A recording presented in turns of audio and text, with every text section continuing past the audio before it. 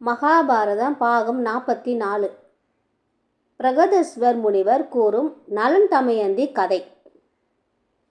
அர்ஜுனனின் சாபம் இந்திரனுக்கு தெரிய வந்தது. அர்ஜுனனை அழைத்து, மகனே, உன்னை நினைத்து நான் மிகவும் பெருமிதம் கொள்கிறேன். ஊர்வசியின் பேரழகை நீ துச்சமாக எண்ணி அவளை தாய்க்கு சமமாக எண்ணியது உன் ஞானத்தை வெளிப்படுத்துகிறது.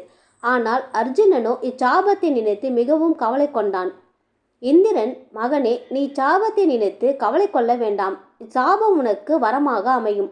உன் வனவாசத்தின் கடைசி ஆண்டு அஞ்ஞான வாசம் செல்ல வேண்டும் அல்லவா? அஞ்ஞான வாசத்தின் போது நீ அரவாணியாக மாறுவது உன்னை எதிரிகளிடம் இருந்து காப்பாற்றும். அத்துடன் ஊர்வசியால் உனக்கு ஏற்பட்ட சாபம் விலகும் என்றார். ஒருமுறை பிரகதஸ்வர் முனிவர் பாண்டவர்களை காண வந்தார். பாண்டவர்கள் பிரகதஸ்வர் முனிவரை மிகவும் மரியாதை செலுத்தி பணிவுடன் வரவேற்றனர். முனிவர் பாண்டவர்களை பார்த்து, உங்களின் வனவாசம் காலம் எப்படி செல்கிறது என கேட்டார். யுதிஷ்டிரர், நாங்கள் இங்கு எவ்வித குறையுமின்றி நலமாக இருக்கிறோம் என்றார். இதை கேட்ட மற்ற சகோதரர்கள் முகம் சுளித்தனர். அப்பொழுது சகாதேவன், முனிவரே, அண்ணன் யுதிஷ்டிரன் எவ்வளவு கஷ்டங்கள் நேர்ந்தாலும் தீயுக்குள் இருந்தாலும் நலமாக இருக்கிறோம் என்றே கூறுவார். ஆனால் உண்மையில் நாங்கள் மிகவும் வருந்துகிறோம். சூதாட்டத்தில் அனைத்தையும் இழந்த நாங்கள் அவர்களை எதிர்த்து போரிடாமல் இங்கு வனத்தில் காய்கனிகளை உண்டு வாழ்கிறோம். நாங்கள் வீரர்களாக இருந்தும் எங்களால் ஒன்றும் செய்ய முடியாமல் இருக்கிறோம். எங்களால் திரௌபதியும் வனத்தில் சிரமப்பட்டு கொண்டிருக்கிறாள் என்றாள்.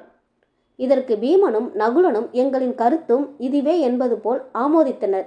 இதை கேட்ட முனிவர், உங்கள் மனதில் இருக்கும் கஷ்டங்களை என்னால் யூகித்து கொள்ள முடிகிறது. உங்களை காட்டில் மிகவும் கஷ்டப்பட்ட அரசன் ஒருவன் இவ்வுலகில் வாழ்ந்தான். உங்களுக்கு ஏற்படும் கஷ்டங்களுக்கு ஒருவரை ஒருவர் ஆறுதல் கூறி கொள்வீர்கள். ஆனால் அவனுக்கு ஏற்படும் கஷ்டங்களுக்கு ஆறுதல் கூற ஒருவரும் இல்லை. அத்தகையவனின் கதையை கேட்டால் உங்கள் உள்ளமும் உருகும். அந்த அரசனின் கதையை உங்களுக்கு நான் கூறுகின்றேன் என்றார்.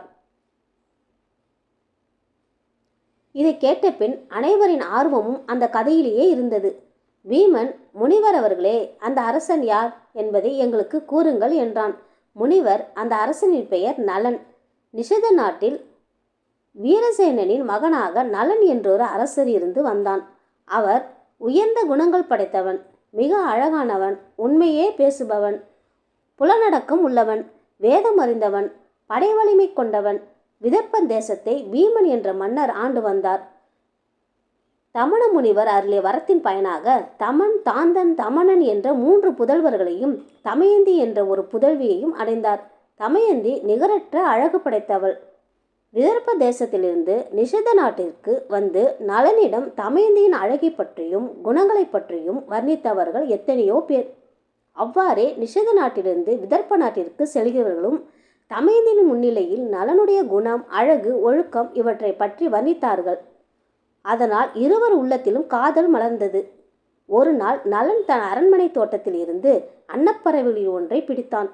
அந்த அன்னப்பறவை, நீங்கள் என்னை விட்டுவிடுவீர்கள் என்றால் நான் தமயந்தியிடம் சென்று உங்களையும் உங்களது குண நலன்களையும் வர்ணிப்பேன் என்று கூறியது. தமயந்தி மேல் காதல் கொண்ட நலனும் அப்பறவையை விட்டுவிட்டான். அதன் பிறகு பறவைகள் விதர்ப்ப தேசத்திற்கு பறந்து சென்று தமயந்தியிடம், நிஷத தேசத்தில் நலன் என்ற பெயருள்ள அரசர் இருக்கிறார். அவர் அழகில் மன்மதன், வீரத்தில் சிறந்தவர், பண்புடையவர். நீ அவர் மனைவியானால் உங்கள் இருவரின் ஜோடி பொருத்தம் மிகவும் சிறந்ததாக இருக்கும் என கூறிவிட்டு பறந்து சென்றது. அன்று முதல் தமயந்தி இரவும் பகலும் நலனின் நினைவாகவே இருந்தாள். அவளின் காதல் நாளுக்கு நாள் வளர்ந்து கொண்டே வந்தது. இதனால் தமயந்தி பொலிவிழந்து காட்சியளித்தாள். தனது மகள் உடல் நலம் குன்றிவிட்டாள் என்பதை அறிந்த பீமன் தன் மகளை பற்றி யோசித்த வண்ணம் இருந்தார். கடைசியில் தனது மகள் திருமண வயதை அடைந்து விட்டதால் அவளுக்கு திருமணம் செய்து வைக்க முடிவு செய்தார். சுயம்வரத்திற்கான ஏற்பாட்டையும் கவனித்தார். எல்லா அரசர்களுக்கும் சுயம்வரத்திற்கான செய்தி அனுப்பப்பட்டது. எல்லா தேசத்து அரசர்களும் சுயவரத்திற்காக தங்களை அலங்கரித்து கொண்டு விதர்ப்ப தேசத்தை நோக்கி வரத் தொடங்கினர். பீமனும் அவர்களை வரவேற்று உபசரிக்க தகுந்த ஏற்பாடுகள் செய்திருந்தார். இந்திரன் முதலான தேவர்களும் தமயந்தியின் சுயம்வரத்திற்கு வந்தனர். நலன் சுயம்வரத்திற்காக வந்து கொண்டிருப்பதை கண்ட தேவர்கள் நலனிடம் சென்று, அரசே, தாங்கள் உண்மை பேசுபவர்கள், அதனால் தாங்கள் எங்களுக்கு ஒரு உதவி செய்ய வேண்டும் என்றனர். நலனும் உதவி செய்வதாக கூறி உறுதி கூறினான். நலன், நீங்கள் யார்? எதற்காக என்னை தூதுவனாக அனுப்ப நினைக்கின்றீர்கள் என கேட்டான்.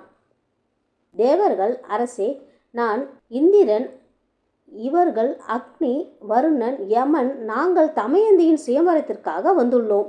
தாங்கள் தமயந்தியிடம் சென்று சுயம்வரத்தில் கலந்து கொள்வதற்காக தேவர்கள் வந்து கொண்டு இருக்கிறார்கள். இவர்களில் விருப்பமானவரை நீ தேர்ந்தெடுக்கலாம் என்று கூறுங்கள் என்றனர்.